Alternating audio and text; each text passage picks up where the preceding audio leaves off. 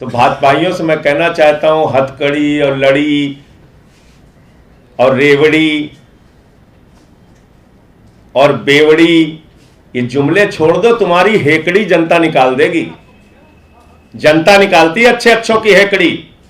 ये जितनी हेकड़ी सवार है भाजपाइयों, तुम्हारी सारी हेकड़ी जनता निकालेगी, चिंता मत करो। देश और दुनिया के सबसे लोकप्रिय शिक्षा मंत्री, जिनका नाम उनकी शिक्षा क्रांति के लिए पूरी दुनिया में लिया जा रहा है, अमेरिका के राष्ट्रपति की पत्नी हिंदुस्तान आती है तो कहती है हमें केजरीवाल का स्कूल देखना है, हमें मनीष सिसोदिया के द्वारा बनाए गए स्कूलों को देखना है। वो मनीष सिसोदिया जो दिल्ली के बच्चों को उच्च स्तरीय शिक्षा दे रहे हैं, एयर कंडीशन कमरे बनवाए सरकारी स्कूलों में, स्विमिंग पूल का निर्माण कराया है, एथलीट के ग्राउंड बनाए हैं, हॉकी के ग्राउंड बनाए हैं, और पिछले 5 वर्षों से इंटर का रिजल्ट प्राइवेट स्कूलों से बेहतर सरकारी स्कूलों का आ रहा है। उस मनीष सिसोदिया को नरेंद्र मोदी जी की सरकार ने लुकआउट नोटिस जारी किया। लुकआउट नोटिस किस कारण से जारी की गई? लुकआउट नोटिस जारी करने के पीछे वजह क्या है? मैं तो यह समझता हूं नरेंद्र मोदी जी की सरकार हताश, निराश और कायरता का परिचय दे रही है। इतनी हताशा आप में, 14 घंटे छापे मरवाए आपने मनीष सिसोदिया के घर, सारी जांच करा ली, कोई संपत्ति नहीं मिली, कोई संपत्ति का कागज नहीं मिला, कोई रुपए की बरामदगी नहीं मिली, कोई सोना नहीं मिला। देश के 31 ठिकानों पे छापेमारी की। मोदी जी के पास बताने के लिए कुछ नहीं। क्या मिला मनीष सिसोदिया के पास? बोला अच्छा कुछ नहीं मिला, कुछ भी नहीं मिला मनीष सिसोदिया पे। चलो एक ड्रामा करते हैं, एक नौटंकी करते हैं। मनीष सिसोदिया को लुकआउट नोटिस जारी करते हैं। लुकआउट नोटिस किन परिस्थितियों में जारी किया जाता है?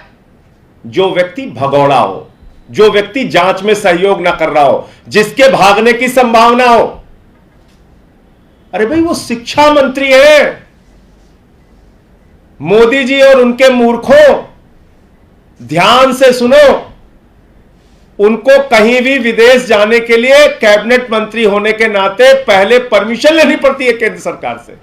मूर्खों कुछ तो सोच लेते हैं। दया आती है तुम्हारी सोच पे, दया आती है। एक कैबिनेट मंत्री को पहले केंद्र सरकार से अनुमति लेनी पड़ती है। तुम लुकआउट नोटिस का ड्रामा कर रहे हो। मनीष सिसोदिया से मैं भी मिलके आया, 2 घंटे उनके यहां रह के आया। मनीष सिसोदिया ने प्रेस कॉन्फ्रेंस की। जन्माष्टमी के दिन तुमने 14 घंटे उनकी जांच करा ली। ना वो कहीं जा रहे, ना कहीं भाग रहे। किसी गलतफहमी में मत रहना भाजपाइयों। तुम्हारी किसी भी प्रकार की बंदर घुड़कियों से ना तो अरविंद केजरीवाल डरने वाले हैं, ना आम आदमी पार्टी डरने वाली है, ना मनीष सिसोदिया डरने वाले हैं, ना हमारे शिक्षा और स्वास्थ्य का मॉडल रुकने वाला है। जो काम केजरीवाल जी दिल्ली के बच्चों के लिए कर रहे हैं, मनीष सिसोदिया जी कर रहे हैं, वो करते रहेंगे। तुम्हारी हताशा जरूर सामने आती है। देश में इस समय मुद्दा क्या है? महंगाई से जनता कराह रही है। उसके लिए कोई जवाब नहीं है मोदी जी के पास। उसका समाधान खोजने के लिए भाजपाइयों के पास कोई फुर्सत नहीं। आटे पे, दाल पे, चावल पे, गैस के सिलेंडर पे, दूध पे, दही पे, छाछ पे, सब पे टैक्स बढ़ा दिया। अपने दोस्तों का 5 लाख करोड़ रुपए का टैक्स माफ कर दिया, 5 लाख करोड़ का। उस पे जवाब देने के लिए मोदी जी के पास फुर्सत नहीं। अपने करीबी मित्रों का, दोस्तों का 10 लाख करोड़ रुपए राइट ऑफ कर दिया। बैंकों में जमा पैसा जो जनता का लूटा था उन पूंजीपतियों ने, बैंकों की बैलेंस शीट से उनका नाम हटा दिया मोदी जी ने, राइट ऑफ कर दिया। 10 लाख करोड़ रुपए जीरो लगाते लगाते थक जाएंगे आप। 5 लाख करोड़ रुपए टैक्स में छूट दी, 5 लाख करोड़ रुपए। मैं भारतीय जनता पार्टी के उन तमाम नेताओं से जो 144 करोड़ रुपए कोरोना के समय में दिल्ली सरकार ने माफ किया, उस पर हिसाब पूछ रहे हैं। बताओ मुझे, 5 लाख करोड़ रुपए पूंजीपतियों का टैक्स माफ किया, कितना कमीशन खाया भाजपाइयों तुमने?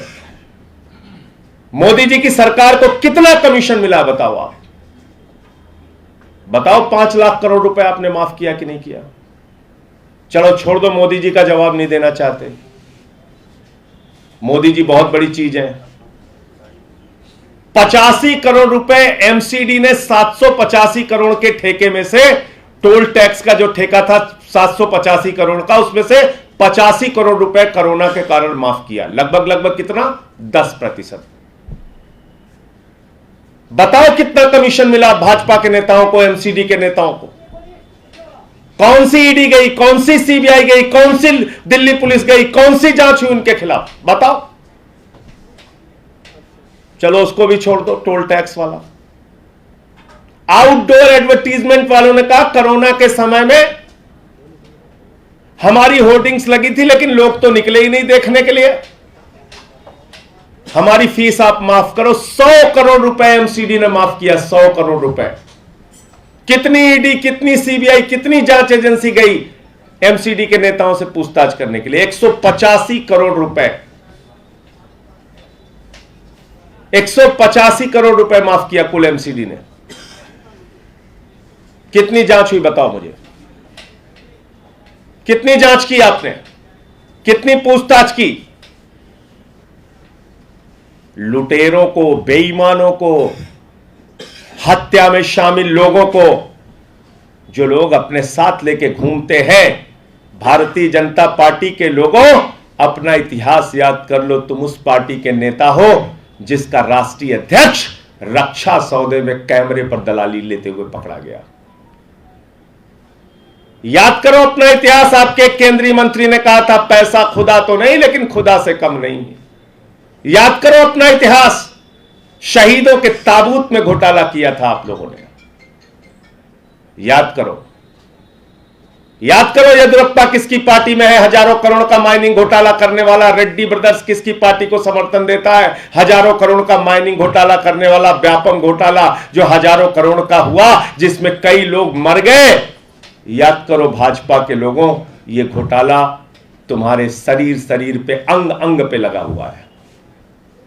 लुकआउट नोटिस जारी कर रहे हो। विजय माल्या को 9,000 करोड़ लुटवाने के बाद हवाई जहाज में 70 अटैची के साथ विदेश भेज देते हो। ललित मोदी को विदेश भेज देते हो हजारों करोड़ लुटवाने के बाद। नीरव मोदी, मेहुल चौकसी 20,000 करोड़ लूट के भाग गया। नितिन संदेशरा 6,000 करोड़ लूट के भाग गया। उसको लुकआउट नोटिस नहीं जारी करते। और जिस कैबिनेट मंत्री को पहले ही केंद्र से अनुमति लेनी पड़ती है जारी, जब बाहर जाने से पहले, उसको लुकआउट नोटिस जारी कर रहे हो। कह रहे 30 करोड़ माफ कर दिया। न जानना है, न समझना है, न कुछ सुनना है। अरे भाई, वो 30 करोड़ की जमानत राशि एक टेंडर में एयरपोर्ट के लिए दी गई थी, जिसकी टेंडर की पूरी जो ठेका था उसकी राशि थी 235 करोड़ रुपए। लेकिन उसमें शर्त थी कि जीएमआर उसको परमिशन देगा ठेके के लिए। अगर जीएमआर परमिशन नहीं देगा तो जमानत की राशि वापस कर दी जाएगी, डिपॉजिट मनी वापस कर दिया जाएगा। खबरों में बने रहने के लिए फोरम 4 को सब्सक्राइब करें और नोटिफिकेशन पाने के लिए बेल आइकन दबाएं।